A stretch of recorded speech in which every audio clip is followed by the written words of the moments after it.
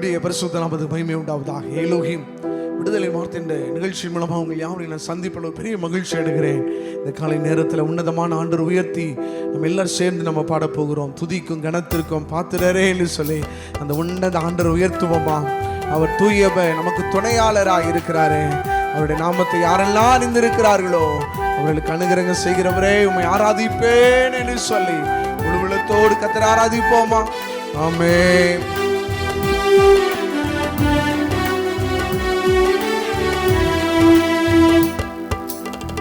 துதிக்கும் கணத்துக்கும் பாத்திரரே, தூயவரே எந்தன் துணையாளரே. துதிக்கும் மகிமைக்கும் பாத்திரரே, மகிமையே எந்த மணவாளரே.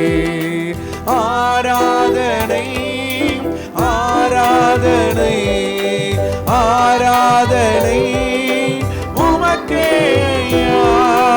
ஆராதனை ஆராதனை ஆராதனை உமக்கே ஐயா.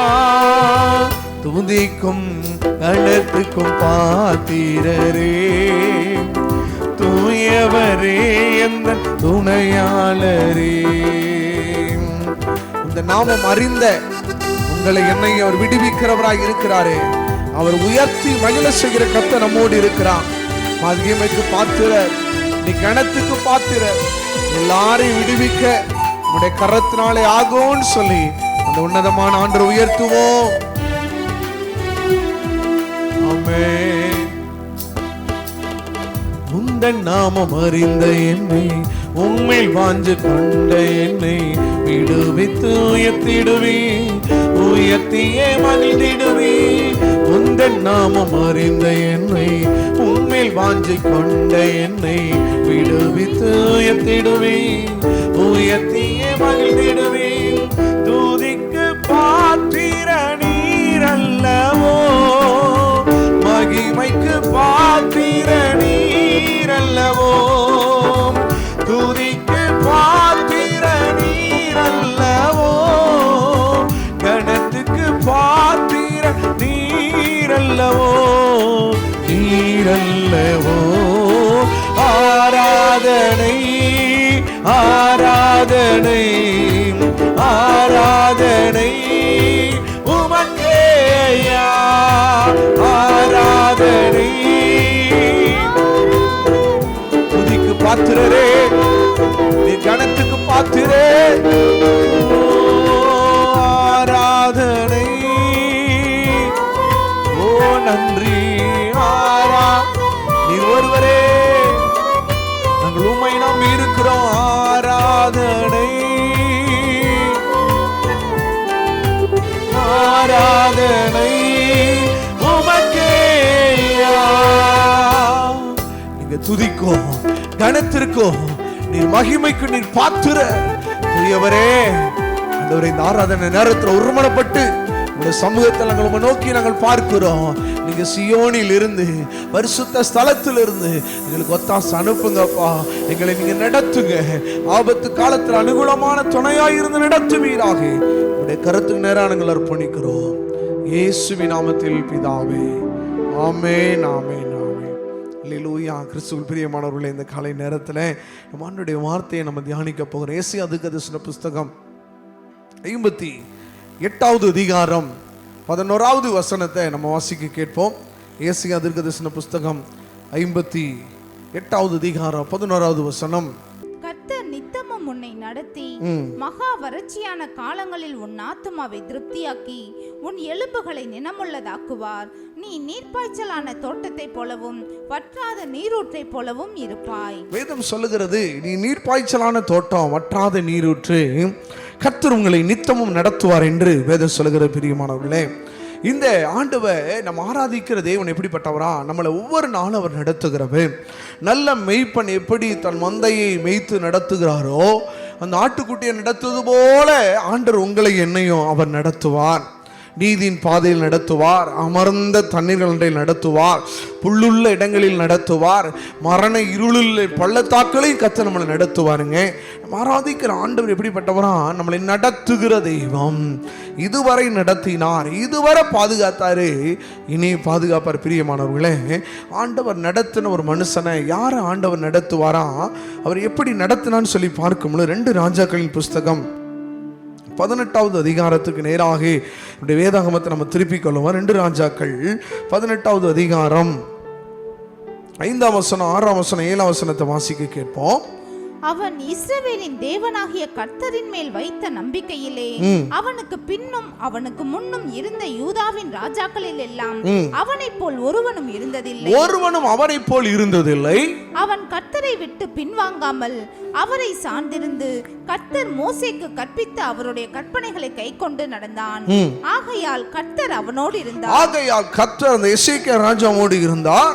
அவன் போகிற இடம் எங்கும்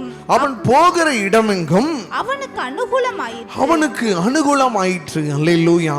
கிறிஸ்துவுக்குள் பிரியமானவர்கள், இங்கே ஒரு ராஜாவை குறித்து நாம் அறிந்திருக்கிறோம். இந்த எசேக்கியாவை குறித்து நாம் பார்க்கும் பொழுது இவர் தன்னுடைய 25வது வயதிலே இந்த எசேக்கியா ராஜாவானார் என்று சொல்லி நாம் பார்க்கிறோம். இவன் தன் தகப்பனாகிய தன்னுடைய தாவீதுனுடைய செய்தபடி எல்லாம் கர்த்தரின் பார்வைக்கு இவர் என்ன செய்தாரா? செம்மையானதையே செய்தார். தேவனுக்கு பிரியமில்லாத சகலவற்றை என்ன செய்தார்? தன்னுடைய தேசத்தை விட்டு அவர் என்ன செய்தாரா? அகற்றி போட்டார் என்று சொல்லி நம்ம வேதத்தில் வாசிக்கிறோம்.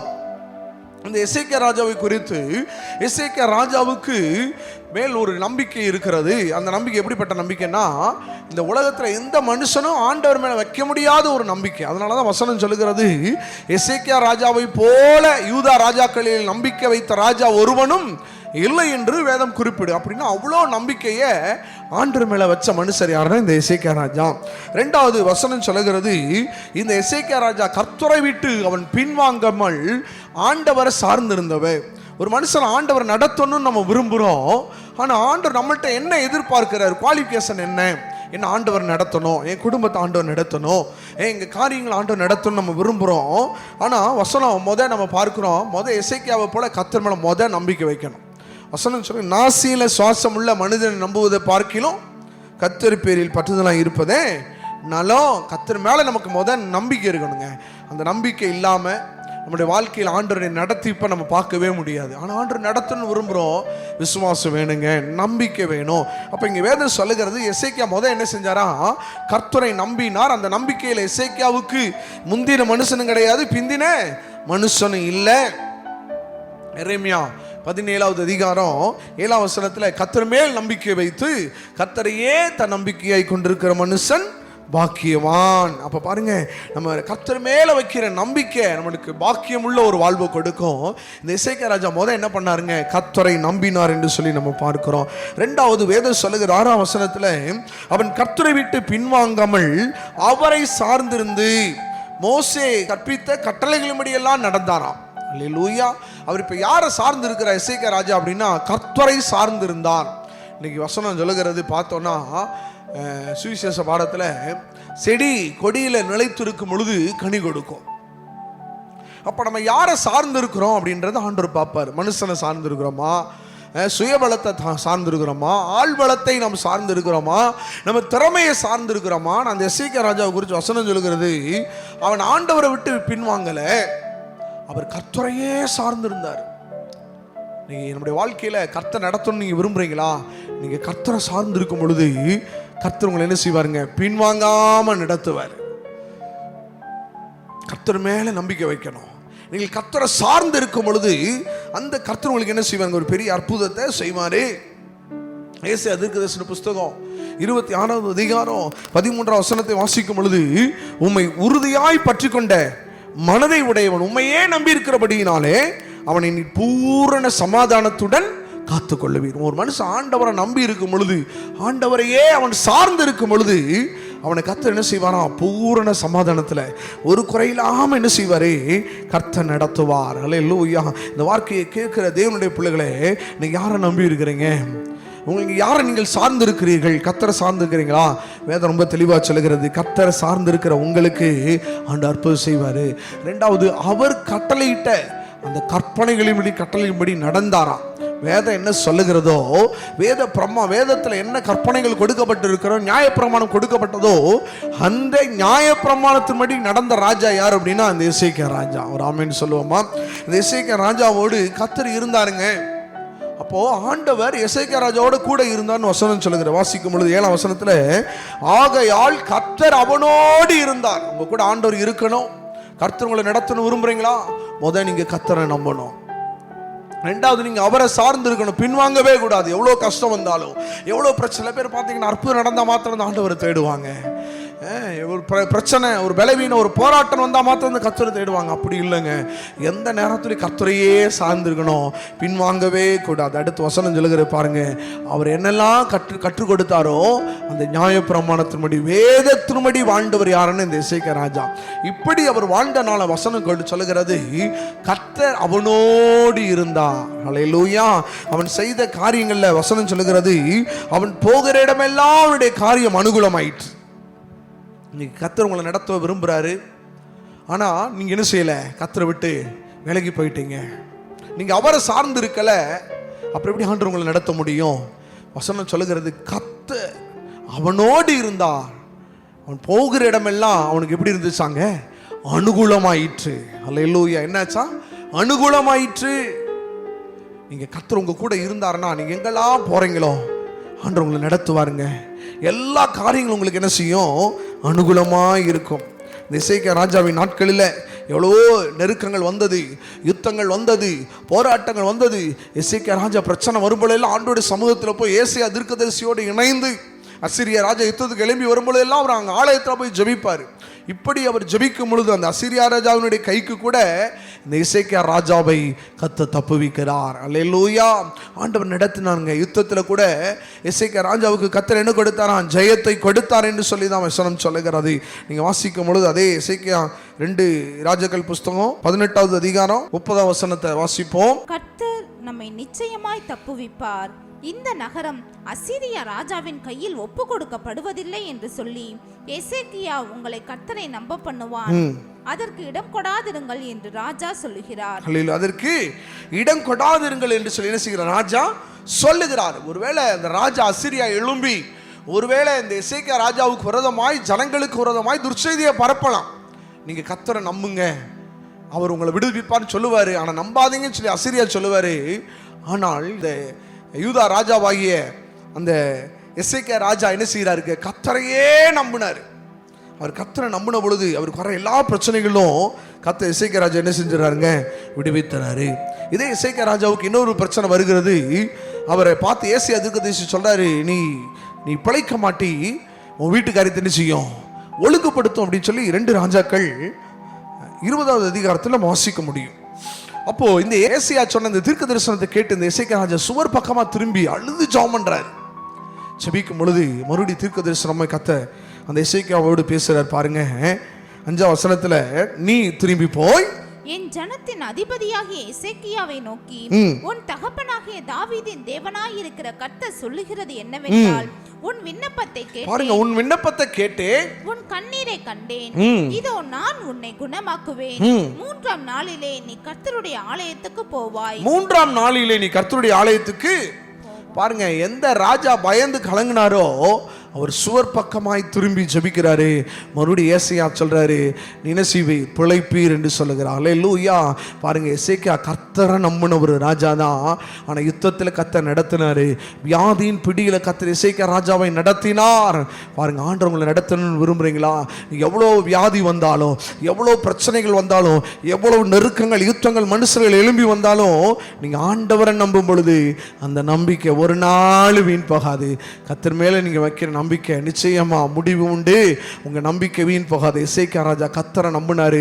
எசேக்கியா ராஜாவை கர்த்தர் நடத்தினார். எல்லாரும் கண்களை மூடி ஜெபம் பண்ணுவோமா? ஹல்லேலூயா, ஹல்லேலூயா. நன்றி அப்பா, ஹல்லேலூயா. நேசிக்கிற நல்ல பிதாவே, இந்த நல்ல காலை நேரத்தில்ப்பா இந்த இசைக்காவை குறித்து நாங்கள் பார்க்கும் பொழுது, அப்பா, அவன் கர்த்தரை நம்பினான், அவன் கர்த்தரை விட்டு பின்வாங்கவில்லை, அவர் கொடுத்த கட்டளைகளின்படி கற்பனைகளின்படி நடந்தான் என்று வேதம் சொல்லுகிறது.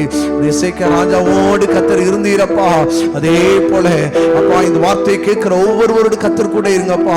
கர்த்தர் நடத்துகிறத அவர்கள் பார்க்கணும். கர்த்தரை சார்ந்து இருக்கட்டையா. செடி கொடியில் நிலைத்திருக்கிற பொழுது அது மிகுந்த கனிகளை கொடுக்கும்.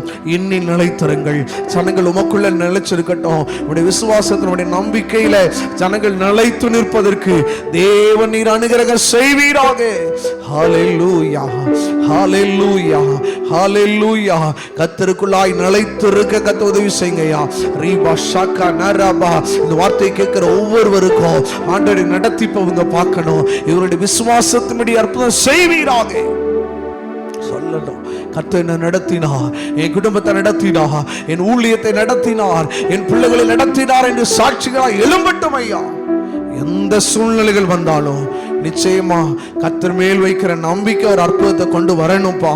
அற்புதத்தை செய்ய போறீங்க. உங்களுக்கு நன்றி சொல்லுகிறோம் இயேசுவின் நாமத்தில் பிதாவே, ஆமென். God bless you. கர்த்தர் ஒவ்வொருவரையும் ஆசீர்வதிப்பாராக. ஆமென்.